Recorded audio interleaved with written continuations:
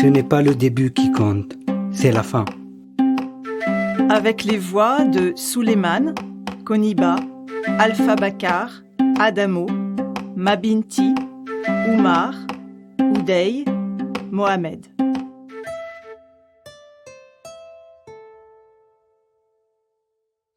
Qu'est-ce que tu veux savoir? Je suis né à Banjul, capitale de la Gambie. C'est une petite ville au bord de la mer. Même la Gambie est un petit pays. Mon père a une seule femme, ma mère. Il n'a jamais fait d'enfant avec une autre femme. On est 6 enfants à la maison. Je suis le premier fils. J'ai une photo de mes parents dans mon portable. Je vais te la montrer après. Mon père est un businessman. Il fait de l'import-export de vêtements en Afrique. Mais tu sais, il y a des familles jalouses. Des gens dans la famille de mon père n'étaient pas d'accord avec notre condition de vie. Il n'est pas méchant, mon père. Il aide tout le monde. Mais ils sont arrivés à le détruire avec de la magie noire. Des trucs comme ça que tu ne connais pas ici. C'est pour ça que j'ai pris cette route, pour venir dans ton pays. Je ne savais pas bien si je voulais venir en France. Je ne parlais pas français. Je ne connais personne en Europe. Je ne connais aucun pays. J'aurais tellement aimé aller en Allemagne ou en Suisse. Là où je vais avoir une belle vie, un bel avenir. Mon voyage a commencé en novembre 2017. Je suis parti en Guinée-Conakry pour faire mon passeport. Puis à Casablanca et enfin Rabat, car on m'avait donné le contact d'une personne qui fait passer les gens par l'eau jusqu'en Espagne. Mon père a dû vendre des terrains pour payer ma traversée. C'est comme ça que je suis parti pour Almeria, sur un Zodiac avec 56 personnes, dont 5 femmes et des enfants. Personne ne veut aller dans l'eau pour traverser la mer Méditerranée. On ne sait jamais ce qui peut t'arriver. Tu n'as pas d'autre solution. Tu es obligé, tu vois. On est parti la nuit, vers 23h. Les passeurs ont fait monter les gens. Ils disaient « doucement, doucement, doucement ». Mais les gens ne pouvaient pas faire doucement. Ils étaient paniqués. Il y a des gens qui forçaient, qui tapaient même. Tu peux perdre la tête dans ces moments-là.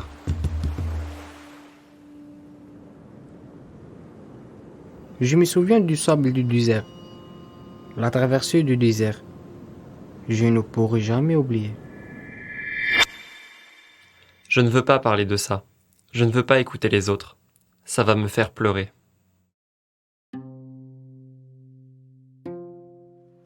Quand on est arrivé dans la zone internationale espagnole, il faisait encore nuit. Ils ont descendu les enfants avec les femmes dans l'eau, puis les hommes. Et ils sont repartis avec les Zodiacs. Les gardes espagnols sont venus nous chercher.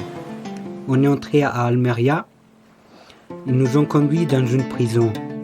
Les majors d'un côté, les mineurs de l'autre. Ils nous ont donné à manger. Dans les centres pour mineurs, il y a beaucoup de lits, beaucoup de bruit. Je voulais partir d'Espagne, une nuit, avec un ami.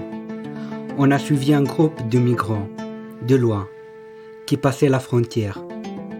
On a dû se cacher pour éviter la police. Et on a marché beaucoup, jusqu'à ce qu'on rencontre un vieil homme qui nous a dit en français « Si vous allez par là, vous serez en France ». On était trop contents.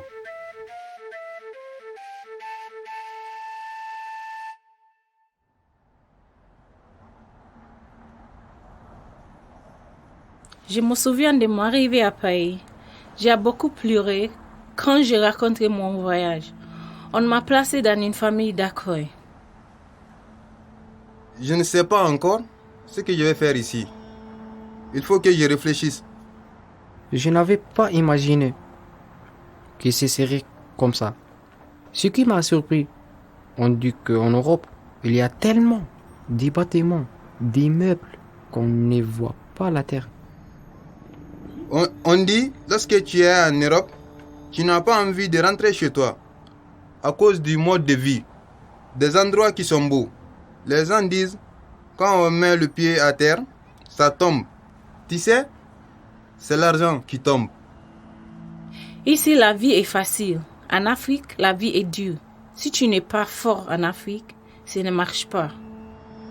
Ici, si on ne te connaît pas, on ne va pas te parler. On ne va même pas t'approcher. Il faut se connaître un peu avant qu'il y ait de la confiance.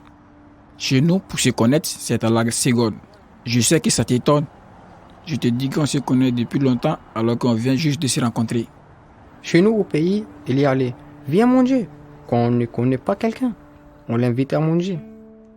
Tu nourris les gens, tu les connais même pas. Chez moi, ce n'est pas comme ici. Pour acheter des choses dans mon pays, tu discutes beaucoup. Les maisons ne sont pas grandes. Je vois le soleil et la couleur de la terre. J'entends les cris des enfants. On plante un manguier d'enfants à la maison. On s'assoit dessous, sur des chaises. On est dehors toute la journée. Les enfants sont dehors pour jouer. Au milieu des animaux, aux libertés. Des chèvres, des moutons, des poulets. Il y a des embouteillages dans tous les sens. Des bruits de klaxons, des motards, les voitures s'engagent dans le moindre espace. Je viens d'une ville où tout le monde a un téléphone, écoute de la musique. Chez moi, il y a le café et le cacao. Des tomates, des aubergines, du manioc, des mangues. Le couscous, les harissa, le slata mchouya, c'est les meilleurs plats. On boit du thé vert de Chine toute la journée. Ça n'arrête même pas. Et du jus de bissap. On mange du riz avec de la sauce à l'oignon et à la tomate. Des boulettes de poisson. Les sauces me manquent tellement, j'ai la nostalgie.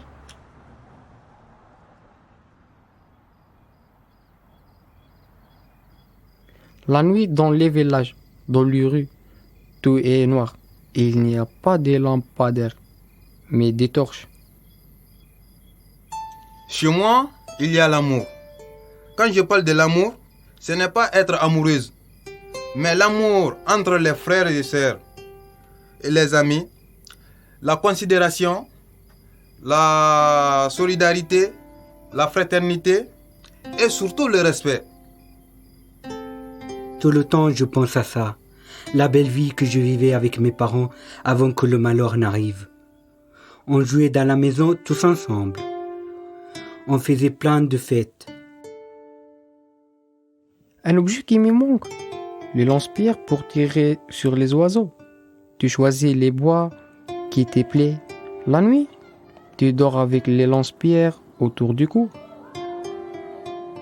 Enfant, quand on tue un lézard avec un lance-pierre, on ouvre son ventre, on le vide et on met un chiffon dans son ventre pour voir comment ça fait.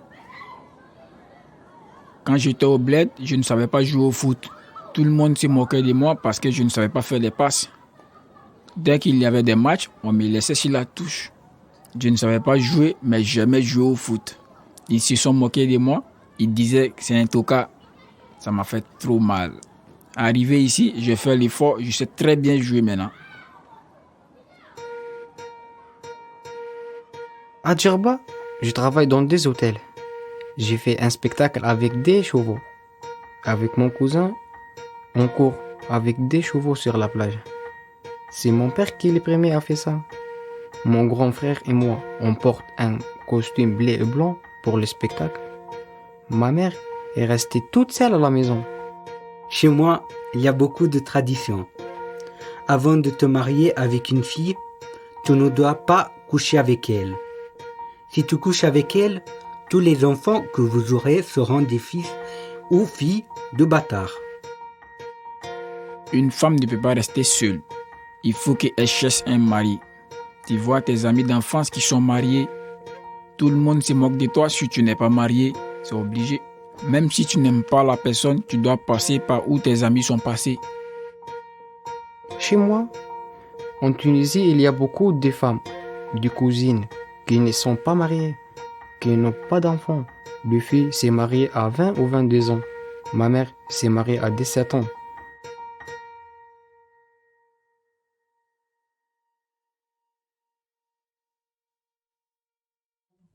Moi, je suis content que mon père a marié une seule femme.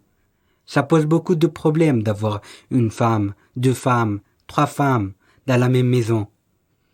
Tu sais, les femmes, entre elles, comment ça se passe? C'est obligatoire, il y a de la jalousie. En Afrique, les femmes font tout. Les femmes sont fortes. Les femmes, c'est nos mamans. C'est elle qui me manque le plus actuellement. Ma maman, beaucoup même. Quand j'étais au pays, ma famille m'a appris à ne pas se désespérer. Tout peut arriver. Aujourd'hui, ça peut être bon, mais demain, ça peut être mauvais. La vie est faite ici. On va partir un jour. Vous savez, dans la famille, on ne donne pas à tout le monde. On cherche une personne qui est courageuse et qui est patiente, à qui on peut avoir confiance. Un jour, mon grand-père m'a appelé. Il est assis sur le manguier. Il m'a dit, viens. Je me suis assis à côté de lui. Il avait un carnet à la main. Tu vois ce carnet? C'est l'histoire de la famille qui se trouve dedans. J'ai fait beaucoup de voyages. À chaque fois que je voyageais, je partais avec ce carnet. Mais tu vois, aujourd'hui, je suis fatigué. Je vais te donner ce carnet. Tu vas le garder pour toute la famille. Il a dit aussi que ce carnet pouvait nous apporter beaucoup de choses. Du bonheur partout où on va. Ce carnet peut nous aider.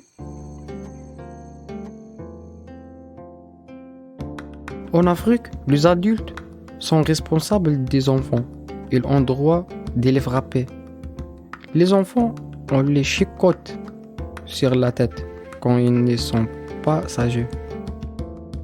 Tout le monde ne va pas à l'école.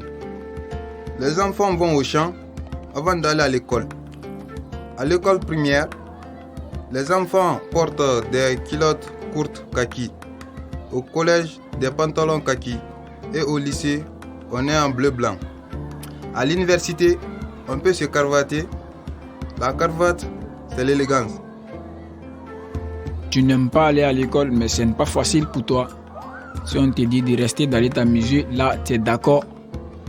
T'amuser, il n'y a pas d'intérêt, mais aller à l'école, à la longue, ça va te servir à faire beaucoup de choses. T'amuser, ça ne va te servir à rien, c'est juste pour t'amuser pour un temps. En Afrique, si tu ne vas pas à l'école, tu n'es pas respecté. C'est l'école le lieu le plus important pour moi. Je quitte chez moi le matin pour aller à l'école. J'apprends des choses que je ne connais pas. En Afrique, il n'y en a pas d'ordinateur à l'école, ni de tableau blanc. Étudier est difficile, mais dans mon école, je vois beaucoup d'animaux de la forêt, des chimpanzés. Et puis, quand tu es plus grand, tu finis l'université et tu n'as pas de travail. Le diplôme reste à la maison. Tu vas vendre les vêtements au marché. Ce n'est pas l'école qui donne le travail. Ici, si tu vas à l'école, tu vas voir du travail. En Afrique, non. Tu as déjà vu les planteurs de cacahuètes? Ils ne mangent pas. Tu vois comment ils sont? Ceux qui mangent, c'est ceux qui signent les contrats avec les transporteurs. Ils récupèrent tout. Il y a même des enfants qui travaillent aussi. Ils devraient aller à l'école, non? Tu imagines? La seule chose que je pense pour mon pays, c'est de rentrer et d'essayer d'être président pour mon pays, en Gambie. Non, pas pour être président, mais pour montrer l'exemple, comme les dirigeants d'Afrique doivent faire. La majorité se bagarre pour le pouvoir, pour être président, mais après c'est fini, ils ne font rien. Tu vois, en Afrique, il n'y a pas de couches pour les bébés. On coupe de coton. Quand tu es plus petit, même si tu ne connais pas la personne, qu'elle soit de ta famille ou pas, tu dois l'aider. Dans le train ou le bus, qu'il n'y a plus de place, tu te lèves et tu donnes ta place à une grande personne quand tu es le plus petit. Si la personne dit que ça va, quand tu as reçu la même éducation comme moi, tu es blessé parce que tu es gêné qu'une grande personne n'est pas assise. Ça te dérange, ce n'est pas logique. Je pense à beaucoup de choses dans la vie et principalement à ma nouvelle vie ici. C'est très important et très difficile pour moi de parler la langue. Mieux connaître le français, mieux comprendre, mieux parler, voici mon rêve. Il faut voler de ses propres ailes. Il faut être fort parce que là, ce n'est pas tes parents qui t'aident. Maintenant, c'est toi-même, ta propre volonté. Je voulais aller en Angleterre parce que j'aime les footballs là-bas. Ça rentre dans mon cerveau. Ça ne peut pas sortir. Le foot, c'est toute ma vie. J'ai toujours joué au foot. Je joue en offensive, en attaque. Ça me plaît et je ne sais pas pourquoi. Quand j'ai un ballon avec moi, c'est bon. Il n'y a pas de raison à l'amour du ballon. Ça me plaît, c'est tout. Mon rentre donner l'espoir. Je rêve qu'il y ait moins de souffrances dans mon pays. Je rêve d'aider des enfants, des personnes âgées qui ont besoin parce qu'ils ne marchent pas bien. Ont besoin de compagnie. Devant moi, je vois beaucoup des enfants qui ont besoin d'aide. Là-bas en Afrique, il y a beaucoup de violence.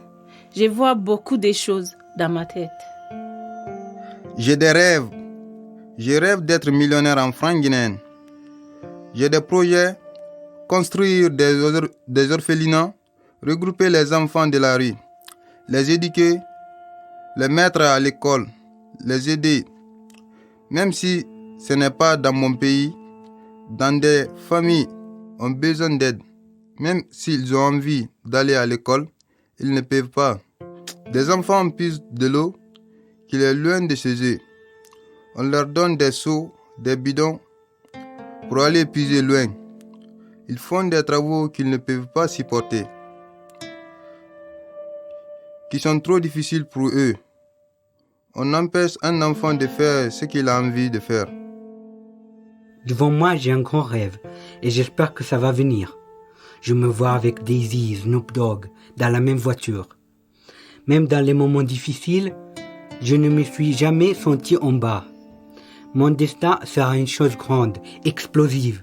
Je rêve d'être star, voyager en jet privé avec 15 filles, avec des amis, faire des concerts, rap, musique, magie, danse, tradition, comédie. Même si je vis 10 ans, après je vais être mort. Mais avant d'être mort, je vais aider des millions de personnes. Je rêve aussi de fonder une belle famille. Me marier d'abord, avoir de beaux enfants. 4 enfants, tu as une femme, des enfants, même si tu n'as rien, c'est la paix du cœur.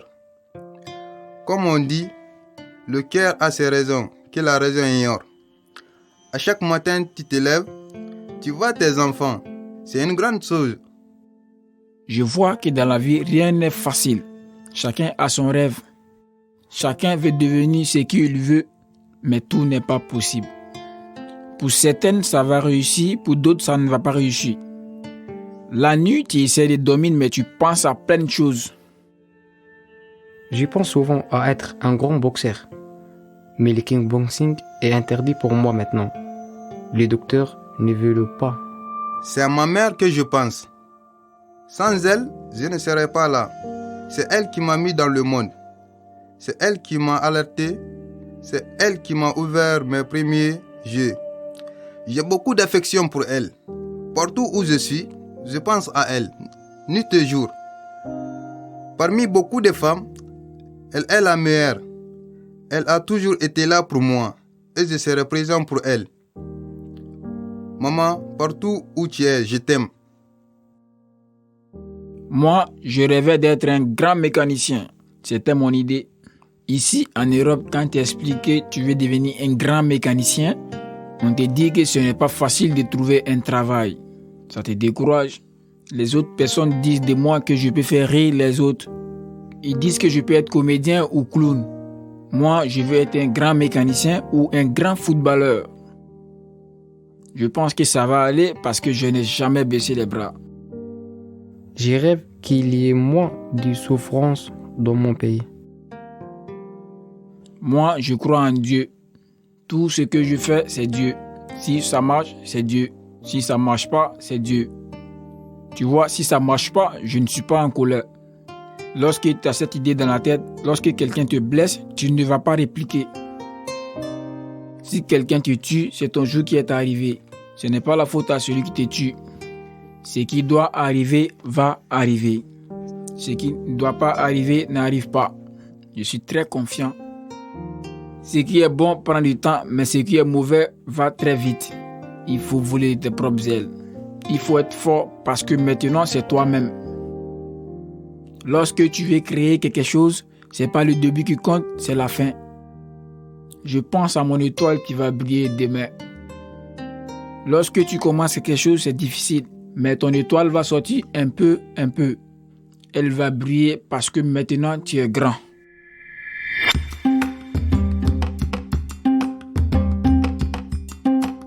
Ce n'est pas le début qui compte, c'est la fin.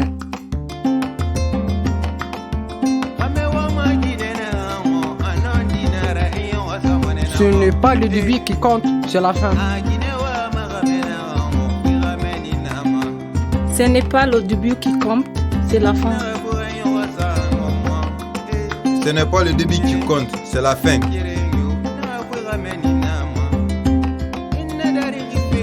Ce n'est pas le début qui compte, c'est la fin. Avec les voix de Souleymane, Koniba, Alpha Bakar, Adamo, Mabinti, Oumar, Oudey, Mohamed.